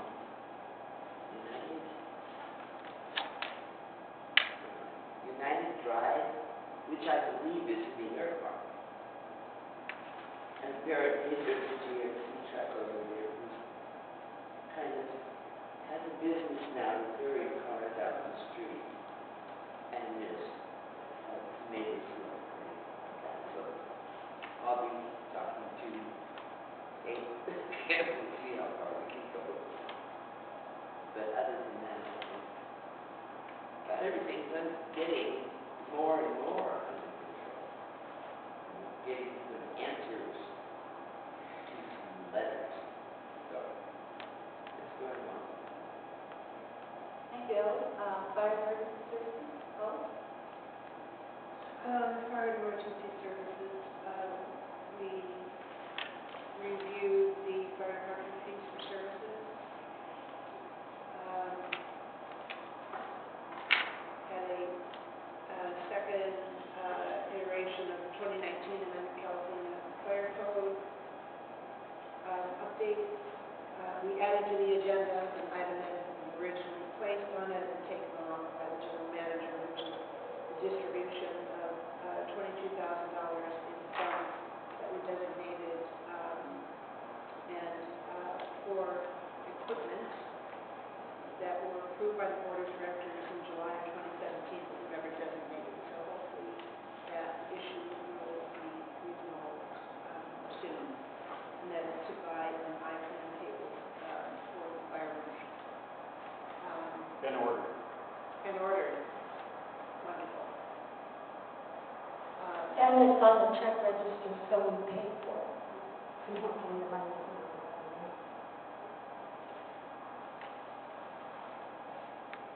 Separate fund. On a report back, the city has been working to determine how many of our campsite residents are on the code red emergency notification. How many system. houses? How many houses? How many houses? Working on it. And we had a review of the PG&E outages, the challenges.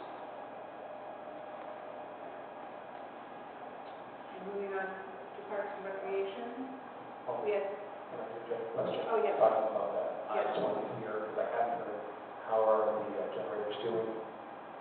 They're working great. The new one we put in at 88, we had a couple of little issues we found as they're on it for 3 or 4 days at a time, and got those resolved, but both stations are working great on it.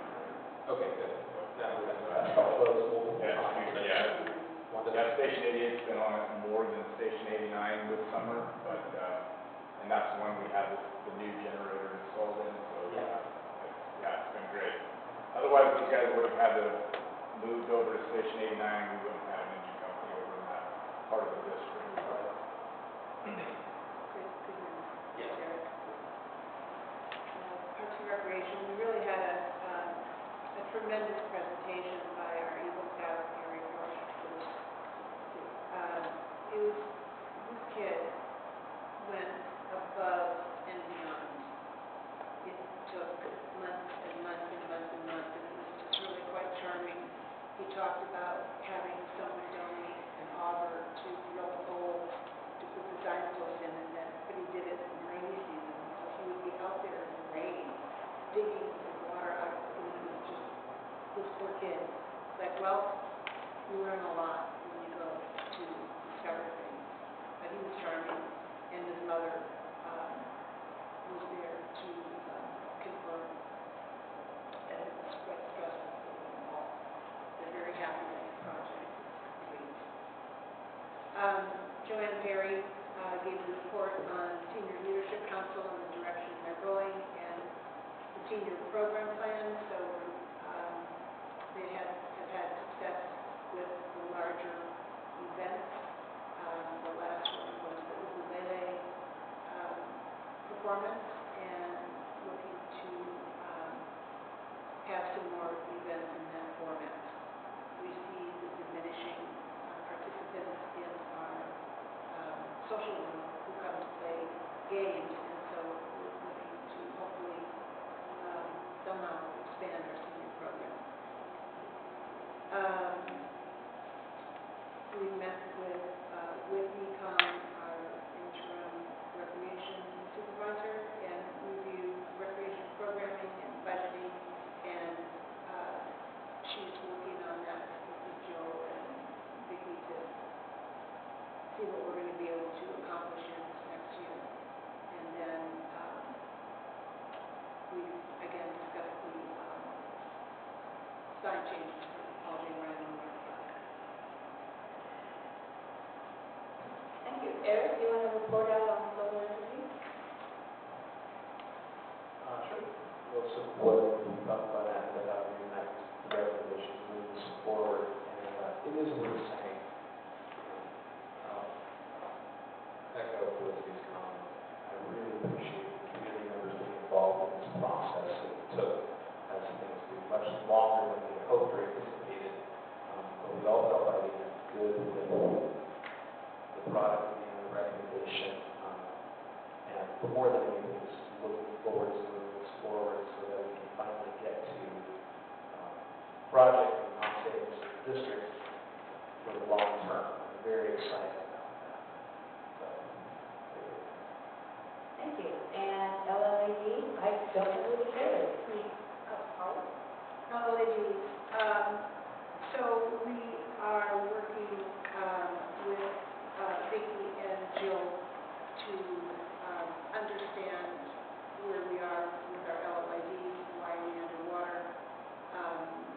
We have not gotten yet to distribution of funds for, and rather, Eric and I are on that committee. We're very fortunate to have Diana Amberley, a community member, RECO representative with me, and is on the Cameron Park Design and Review Committee, so she's very smart, and we're lucky to have her on our committee. We're looking to get some more information, actual costs of running the LLADs, and to flesh out our spreadsheet so that we have an understanding of what it costs to run them.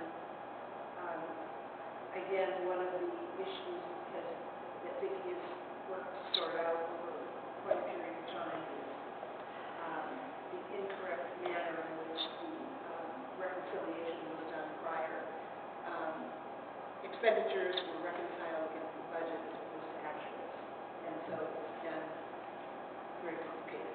So we're hoping that you'll be able to participate in future meetings. We are in trouble with some of them, others are okay, and we are just going to continue to need to sort it out.